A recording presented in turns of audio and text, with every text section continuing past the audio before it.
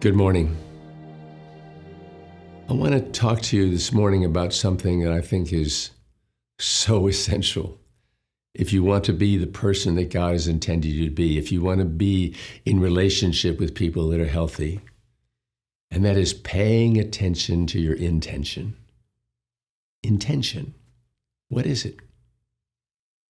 It's the thing that's deep inside of you that whenever you're communicating, whenever you're doing anything, it is the most honest core feeling that's in you.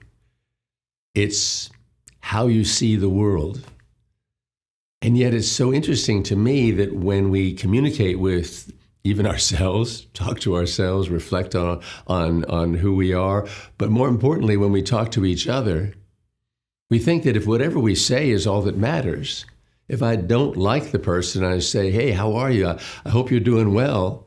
We think we've just said something that is going to be communicated to the person and they'll receive it because we said it. Well, that may be true for some people in terms of the receiving of that kind of statement, but there's something about human beings that evolve and develop that they become extremely sensitive, not to words, but to the thing that's behind the words, and that's your intention.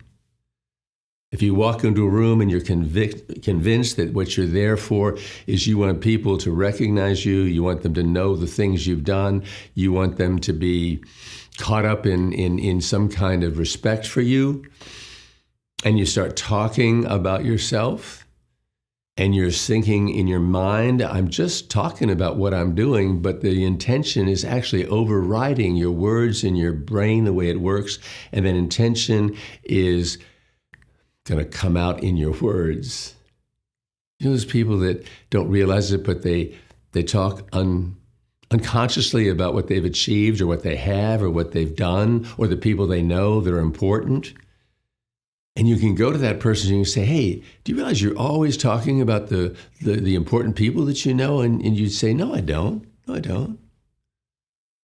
That's another part of intention that's really important to pay attention to, because without you realizing it, there's something deep in a human being that wants to be, that needs to be honest. And so even though we may be choosing words that are phony and manipulative, still, without even realizing it, that's really affecting the way we talk. And if you're a little bit sensitive to people that have an intention that's off, you're going to know it, you're going to feel it, but you're going to hear it in their words.